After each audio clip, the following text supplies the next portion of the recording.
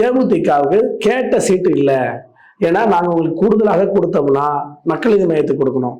மக்கள் நீதி மையத்துக்கு கொடுத்தோம்னா விடுதலை சிறுத்தைகள் கூடுதலாக கேட்பாங்க, கம்யூனிஸ்ட் கட்சிகள் கூடுதலாக கேட்பாங்க, காங்கிரஸ் கட்சி ஏற்கனவே கூடுதலாக கேட்டு பிரச்சனை பண்ணிட்டு இருக்காங்க. ஏன்னா நாங்கள் உங்கள் ஆட்சியில் இருக்கிறதுக்கு 2006 நாங்கள் துணையா இருந்தோமே, நாங்கள் வெளியில இருந்தானே ஆதரவு தெரிவித்தோம். அப்பெல்லாம் நாங்கள் நெருக்கடி கொடுக்கல, ஏன்னா எங்களுக்கு அப்போ தேவையில்லை. அப்போ நாங்கள் மத்திய அரசாங்கமாக இருந்தோம், எங்கள் கட்சி பலமாக இருந்துச்சு. இப்போ கட்சி தேவையாக இருக்குது. இந்தியா முழுக்கவே ஆட்சி வந்து 3 மாநிலத்தை ஆட்சி செய்கிற மாநிலமாக சுருங்கிட்டோம் நாங்கள். அதனால எங்களுக்கு கூட்டணியில் இருக்கக்கூடிய ஒரு கட்சியை, ஒரு அதிகாரத்தில் இருக்கக்கூடிய கட்சியை தமிழ்நாட்டில் இருந்தால்தான் நாங்கள் இந்திய அளவுக்கு ஒரு பேசுபொருளாக மாறுவோம் அப்படின்னு அவங்க கேட்குறாங்க.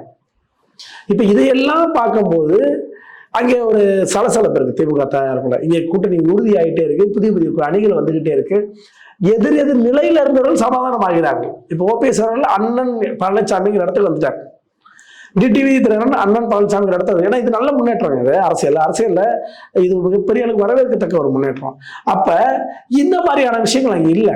அப்படிங்கும் போது அவங்க என்ன பண்றாங்க, தேமுதிக போன்றவர்களோ மற்றவங்களோ உள்ள வந்துட்டா இங்க இதாகும்னு சொல்லிட்டு நீங்க தேமுதிக வரமாட்டாங்க அப்படின்னா உங்களை ஹோல்ட் பண்ணி வைக்கிறாங்க.